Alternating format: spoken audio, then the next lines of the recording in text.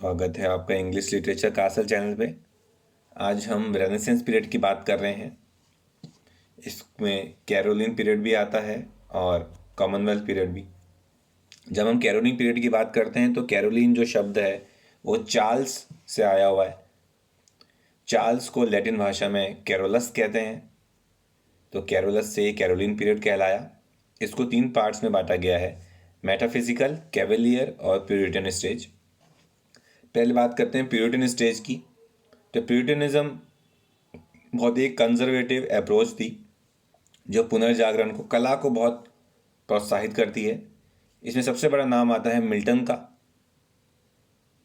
हर 100 साल में एक महान पोइट होते हैं, मिल्टन उनमें से एक। ये क्लासिसिस्ट भी थे और ह्यूमनिस्ट भी। ये इतने पैशनेट थे ब्यूटी के ऊपर, और यही प्यूरिटन स्टाइल को सबसे बढ़िया समराइज करती है। उस प्यूरिटन पोइट्री इनकी दिखती है, सब्लिमिटी इनकी वर्क्स का पार्ट है, कॉन्सेप्ट है पोइट के, वोकेशन ही उनकी ऐसी है। अंधे होने के बावजूद भी उन्होंने दुनिया के सबसे महानतम पोइट्रीज में से एक तैयार करी। बहुत ही प्योर माइंड था, नोबल सोल थे ये, और ज़बरदस्त नॉलेज और बहुत बढ़िया कंट्रोल अपने वर्क्स के ऊपर मिल्टन का रहा है। यही जो प्यार है ब्यूटी के प्रति वो इनके वर्क्स में नज़र आया, चाहे एलेग्रो हो या एल पेरिस्नो हो या लुसिडस हो। ये सब वर्क्स जो हैं उनको समराइज करते हैं और प्यूरिटनिज्म को भी जता रहे हैं कि प्यूरिटनिज्म असलियत में क्या है, क्या समराइज कर रहा है, उसका क्लियर इंडिकेशन ये देता है। आगे बात करें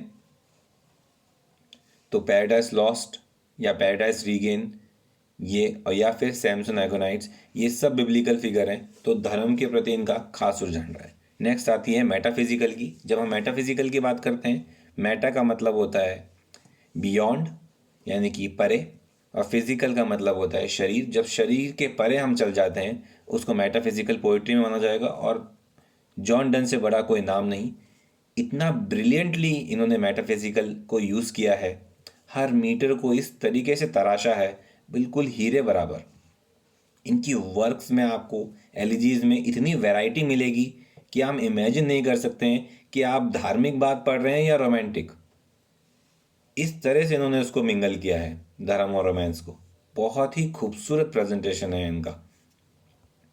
इनके सटायर तक इतने खतरनाक हैं कि आपको पता नहीं चलेगा कि ये इतनी वैरायटी एक आदमी में कैसे हो सकती है। सटायर हो, सॉन्ग्स हो, सोनेट्स हो या एलिजीज हो, और रोमांस को तो ये बिल्कुल अलग ही लेवल पे लेके गए हैं। ये इतना अलग व्यू रोमांस का मैंने शायद किसी की पोइट्री में नहीं देखा।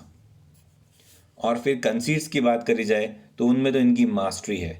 ये ऐसी दो अलग चीज़ों को जोड़ते हैं। कंसीट का मतलब ही ये होता है कि दो ऐसी अलग चीज़ें जो आपस में ना मिलती हों उनको हमने जोड़ दिया।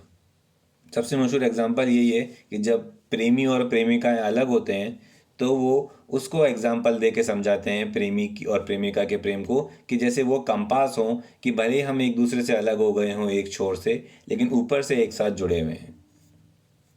ऐसे कंसीट्स इनकी पोइट्री में अनगिनत हैं।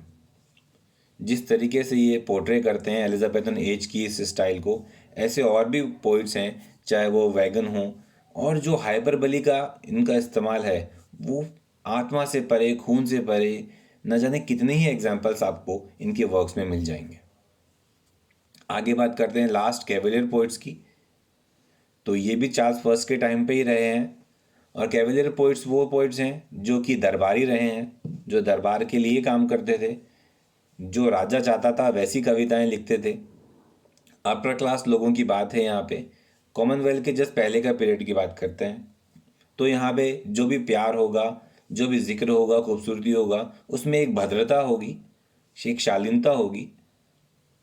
इसके अंदर रॉबर्ट हैरिक आते हैं, रिचर्ड लवलेस आते हैं, जॉन सकलिंग है और टॉमस करू हैं। ये सब कैवेलियर पोइट्स को समराइज करते हैं।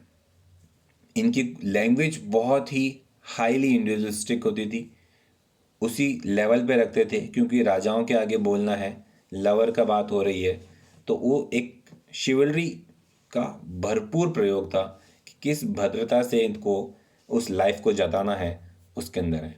अंत में हम समराइज कर सकते हैं कि इस पीरियड को पुनर्जागरण इसीलिए कहा जाता है कि इस वैरायटी से आपको चीज़ मिलेगी। और इस वक्त में जो पोइट्री आई थी उसने अलग ही पैमाने से काम किया। ये कैरोलाइन एज कहलाई। इसमें सिविल वॉर भी हुई, प्यूरिटनिज्म भी आया और वॉर की वजह से लैक ऑफ यूनिटी भी रही। धीरे धीरे इसमें इंडिविजुअल इंटेलेक्चुअल स्पिरिट भी आया और ड्रामा का डिक्लाइन भी हुआ। लेकिन पोइट्री का लेवल और वैरायटी, प्यूरिटन पोइट्री हो, मेटाफिजिकल हो या कैवेलियर हो, तीनों इतनी भिन्न हैं और अलग अलग पोइट्स इसको उजागर करते हैं, तब भी आपको इसमें खास अपने तीनों ही पोइट्रीज अलग नजर आएंगी। मिल्टन प्यूरिटन पोइट हैं, जॉन डन मेटाफिजिकल के हैं और कैवेलियर के हमने देख ही लिए। आज के लिए इतना ही। अपने विचार जरूर शेयर कर दीजिएगा। सुनने के लिए धन्यवाद।